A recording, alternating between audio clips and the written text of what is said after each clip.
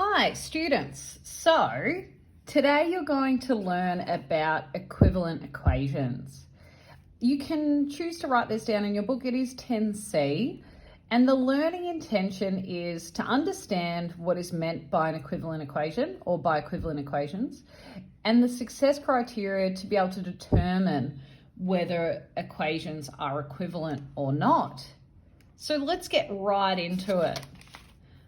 Let's say that we have the equation x plus 4 equals 6, okay? And remember that this is an equation because it has an equal sign. It's got two expressions. Remember that this is an expression and so is 6. So solve this by inspection. Remember, inspection is trial and error.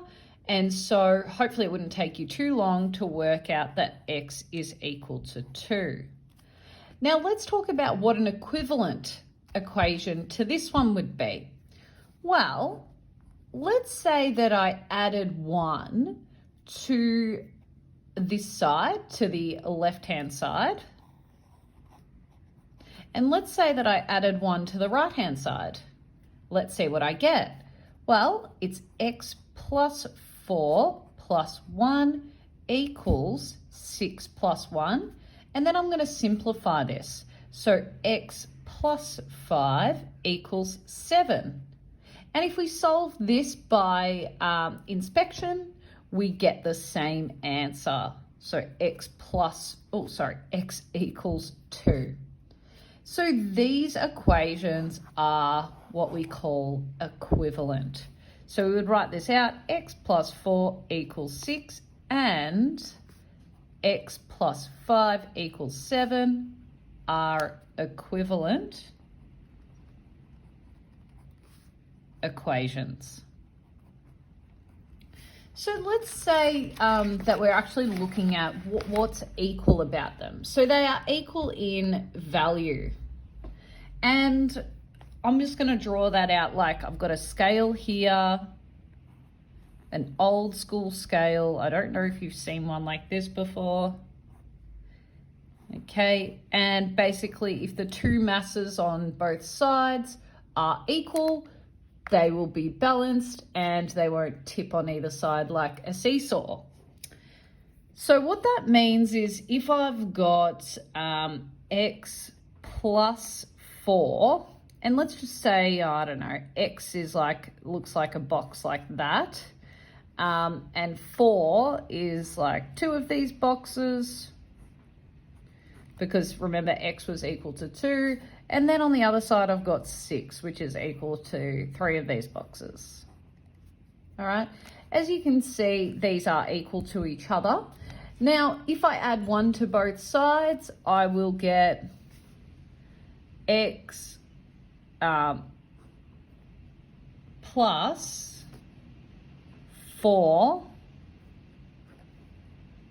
plus 1 is 5. So there's a 4 here and a 1 here, okay? And then on the other side, I will have 6 plus 1. And as you can see, there would still be a balance between these two sides of the equation. We wouldn't throw it off. Here we go. As you can see, they still add up to the same value. And so when you add a number to both sides of the equation, you have equivalent equations. Let's have a look at what happens when you subtract a number from both sides. Well, we'll do the same thing. X plus 4 equals 6.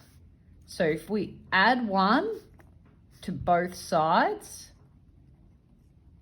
we get the equivalent equation x plus 5 equals 7 because x is still equal to 2. Okay, let's see if we subtract 1. So if we minus 1 from both sides, we have x plus 4, remember that's the original one, x plus 4 minus 1 equals 6 minus 1. And so I'm going to simplify that. X plus 3 equals 5. X is still equal to 2.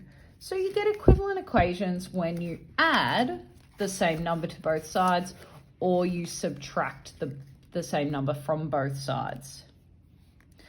Let's see what happens when we multiply. So let's multiply both sides by 2. Okay, and we get x times 2 plus 4 times 2, because we're going to have to multiply the whole left-hand side by 2, equals 6 times 2. Okay, and let's just simplify this. 2x, remember when in algebra, when there's a times there, you just put them next to each other, plus 8 equals 12.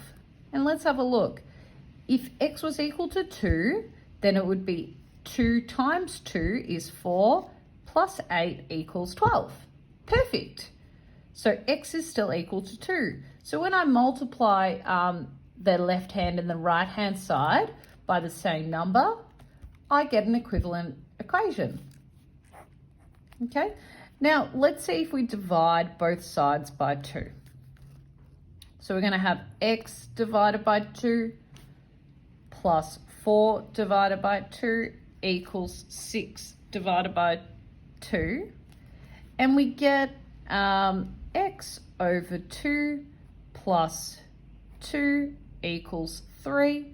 And let's see, if x was equal to 2, that would be 1 plus 2 equals 3. Perfect. So x is still equal to 2.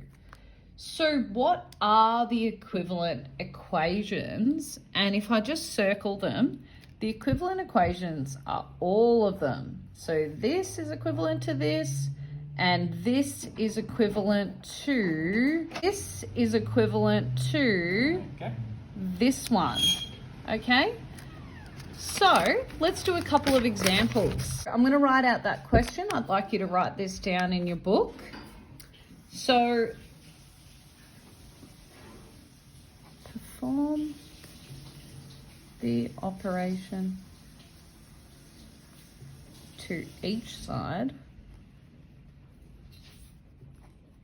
to make the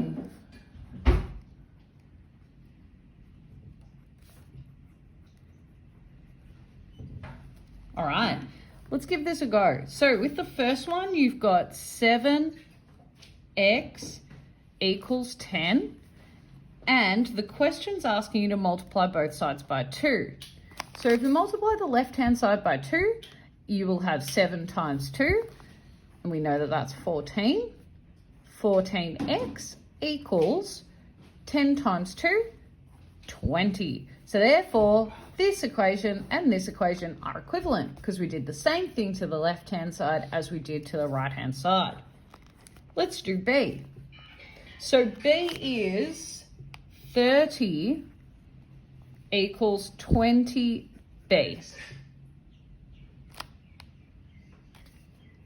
They want you to divide both sides by 10 to get equivalent equations. So let's divide the 30 by 10 and we will get 3 equals, let's do 20 divided by 10 equals 2b. So this equation and this equation are equivalent. Let's just make sure. I can see by inspection that B would be 1.5. 1.5 times 2 is 3. 1.5 times 20 is 30. They have the same value for the pronumeral. Therefore, they are equivalent. Okay, now part C. Part C is 7q minus 4 equals 10. And what they want you to do is they want you to add 4 to both sides. So let's do that. 7q minus 4 plus 4 equals 10 plus 4. So let's simplify because we know that minus 4 plus 4 is 0. So it'll just be 7q equals 10 plus 4, 14. And I can really see by inspection that q is equal to 2 because 2 times 7 is 14. So let's just see if q equals to, with the first equation, if they will be equivalent. So 7 times 2 minus 4 equals 10. Is that true? 7 times 2 is 10. Minus 4 equals, 7 times 2 is 14. Minus 4 equals 10. Perfect. They're equivalent. All right. And for the final one, we are going to do f2 plus x equals 5. They want you to subtract 1 from both sides. So let's do that. 2 minus 1 plus x equals 5 minus 1. 2 minus 1 is 1 plus x equals 5 minus 1. So it's 4. And you can see that x would be equal to 3 and in both cases, so therefore the equations are equivalent. Okay, now the second lot of examples, they are going to ask you which operation was used. So I'll write out the question. State which operation was used to make or produce the equivalent equations. Okay, let's do part A. So part A has the equation 2x plus 10 equals 15 and the equation 2x equals 5. They've told you that the equations are equivalent and you could see if that's true by solving by inspection. Can you see what they've done to both sides? I can sort of see it. So 2x plus 10, how do I turn that into 2x? Well, I had to subtract 10. Let's see if they've done the same thing to the right-hand side. 15 minus 10 will be 5. Perfect. So therefore, the operation they have used is subtraction, and they have subtracted 10. Let's do one more together. Part B.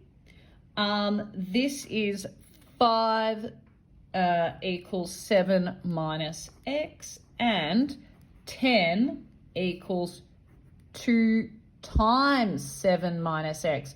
Remember when they're just next to each other, there's a multiplication there. So let's have a look. How can I turn the 5 into a 10? What operation do I have to do? I will have to multiply by 2. And if I multiply both sides by 2, I do get 2 times 7 minus x. So therefore, they are equivalent and the operation was times by 2.